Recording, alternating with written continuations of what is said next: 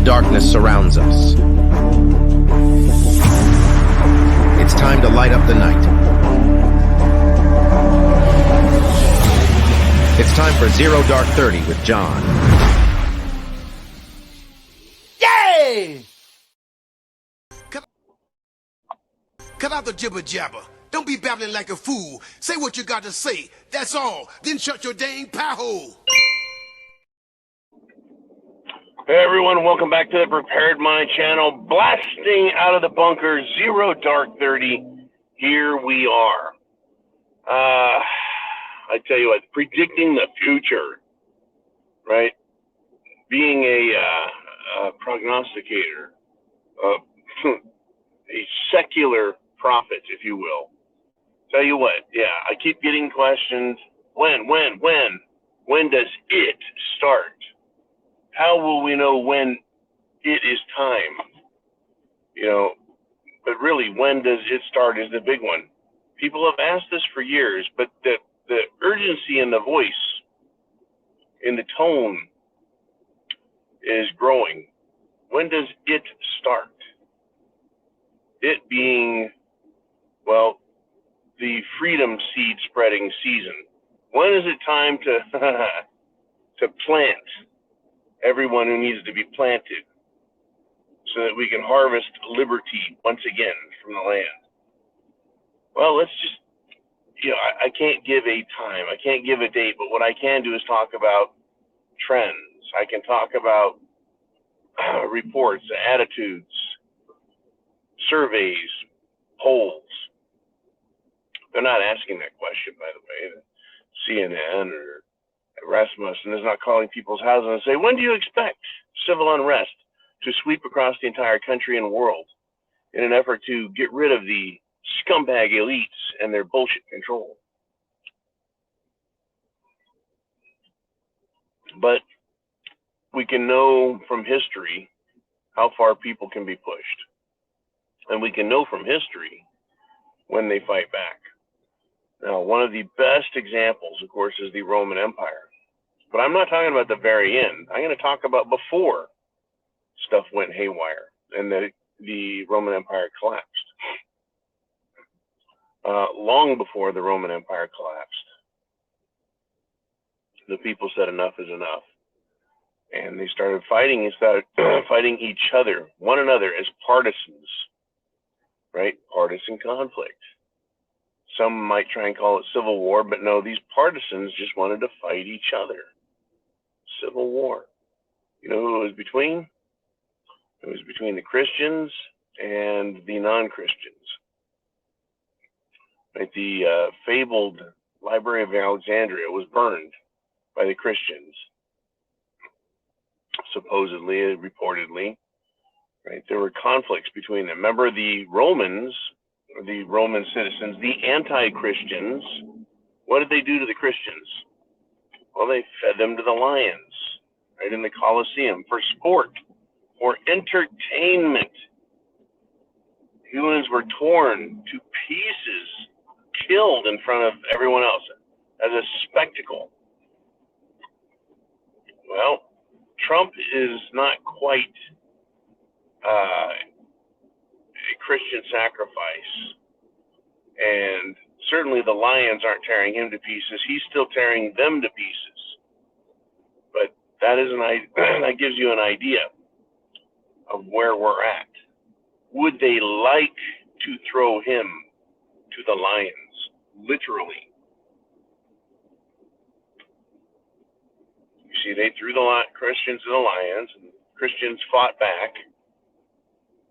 Right? They fought each other openly for years and years and years as the Roman Empire ceased to provide peace and tranquility in Rome.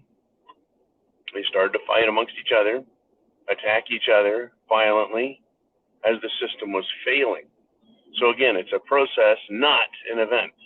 As the system came down and down and down and failed, and then failed some more, the people turned on one another in an attempt to blame one another, so they didn't have to blame their marvelous government. But they knew. Oh, they knew. They knew.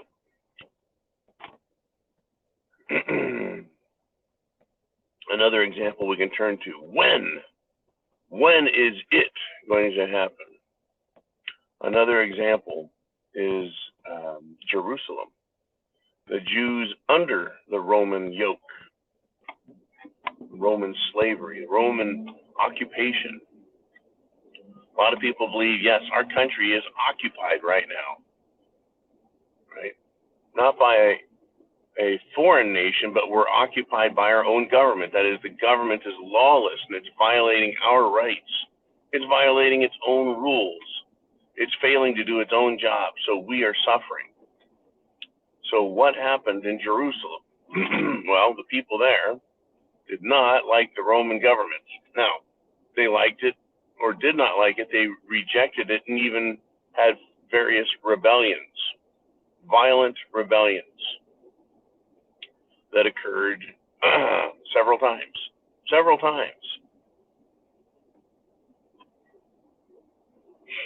And this happened long before the Roman Empire fell, but it goes to prove exactly how far people will go, and then ultimately how long until they fight back. So people think of the Israel people of Israel, sons of Israel, as, you know, peaceful, kind little dudes, right, wearing their cool robes and being very religious, scholarly. Well, the term zealot, right? The term zealot was a Jewish sect that was violent. Another Jewish sect were the Sicarii. They were very violent. In other words, they were kind of a militant revolutionaries. And they fought back several times.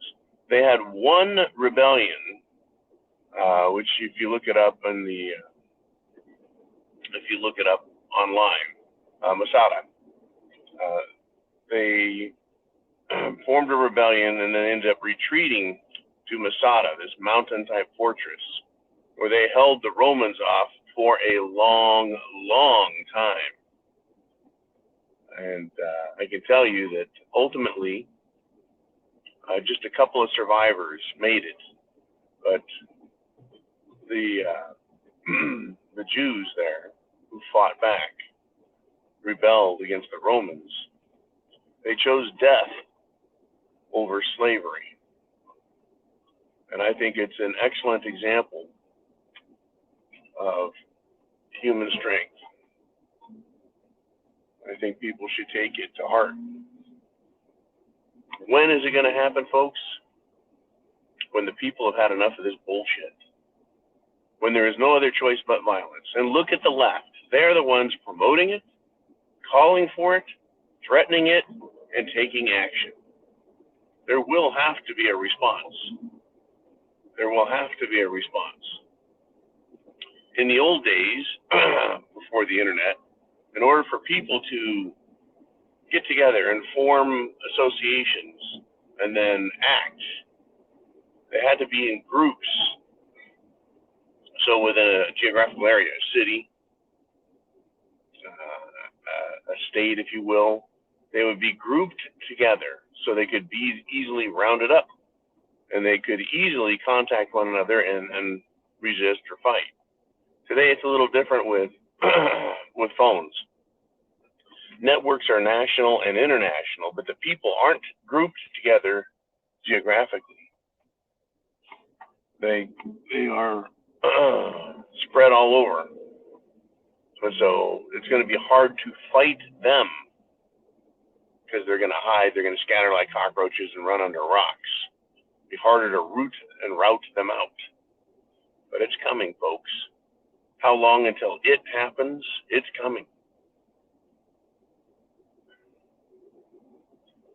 Everyone's going to be called to the fight. A lot of people will join it. There's a lot of people out there, folks, that are extremely violent, and they're not for freedom. They're for this other side. They would throw us to the lions and worse. They would starve us. They would beat us. They would murder us for wanting freedom and liberty and for being moral and decent. Even that ridiculous, stupid actress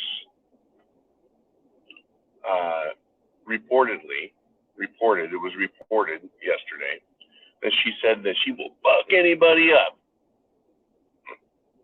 that she hears about or hears that, drag queens for children should be stopped. Yeah, well, unbelievable. That just for saying something about drag queens, a bunch of mentally deranged perverts, that's what they are. They are deranged. They are in bad psychological shape. That's why they are what they are. They're not normal. They're abnormal. Folks, you and I are normal. People who are like that and support that are normal, are abnormal. Understand it, folks. They want the violence. Ultimately, it's going to happen. You can choose to be a victim or you can choose to not be a victim. It's up to you. Chance favors the prepared mind. Are you going to be ready with food, water, shelter, clothing, medicine, means of self-defense? It's up to you to decide when this goes off, when you've had enough, when you've had enough oppression and abuse. It's like asking for a divorce. When have you had enough abuse? And then what action do you take? Godspeed. Semper Fi. At the tone, the time will be 0 Dark 30.